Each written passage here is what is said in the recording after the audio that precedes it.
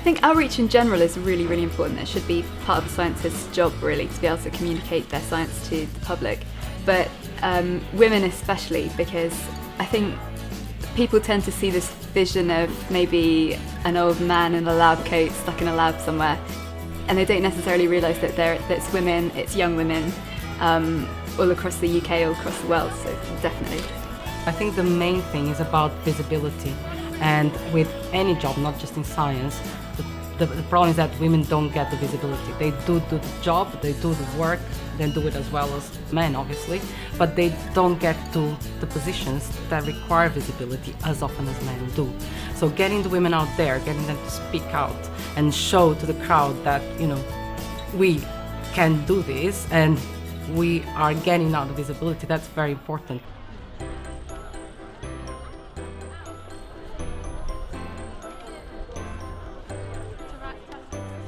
Our lives are structured and influenced around 3 different clocks. Has anyone got the time? Have you got the time? The time? 25 to 4, and what's your name? Lane? So, Lane just showed us an example of the social clocks, or a clock we use to regulate our social activities, our work schedules, our school timetables, and that's what governs what we do on a daily basis. The differences that I look at are these differences called SNPs. And these are about 1 in 1 every 1,000 of these letters.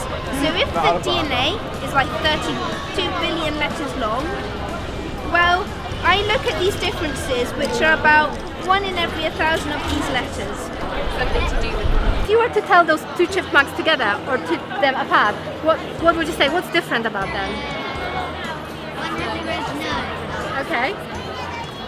Anything else? One has 2 teeth. Yes, very good. Anything else? One has. Yeah. So when we look at objects or animals, we perceive them in this piecemeal manner, which in face recognition research we process them featurally rather than holistically.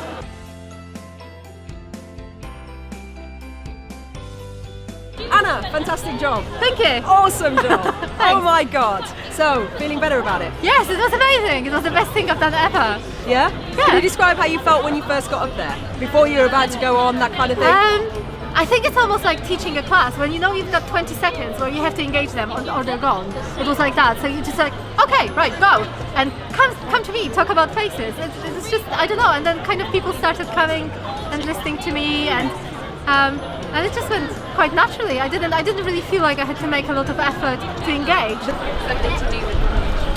The title of my talk was What Makes You Tick? Body Clocks, Sleep and Performance. And how did you feel before you went on to SoapBox? I'm going to admit I was a bit nervous, but also excited. I mean, it's great doing these sorts of activities where members of the public, without even knowing, get engaged in science, and you see their reactions to everything. It's quite a different, crowd to normal academic conferences or the things sort like that you get for people that are targeting a science festival or something like that. Yeah, it's very different in that respect. Yeah.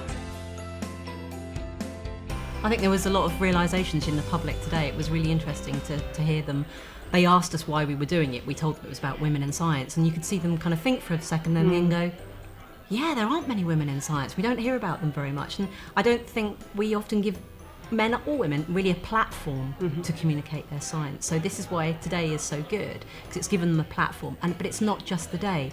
It's the website, it's the tweeting, it's the blogs and the Q&As that they've all written, so we can keep the momentum up throughout the year. So it's not just a day. And then hopefully the volunteers, I think, would be really engaged, and I think some of them are really inspired. So that's another win too, isn't it? Because they're going to go away and spread the word, and hopefully they'll be enthusiastic about science too. So it kind of worked on loads of different levels, I think.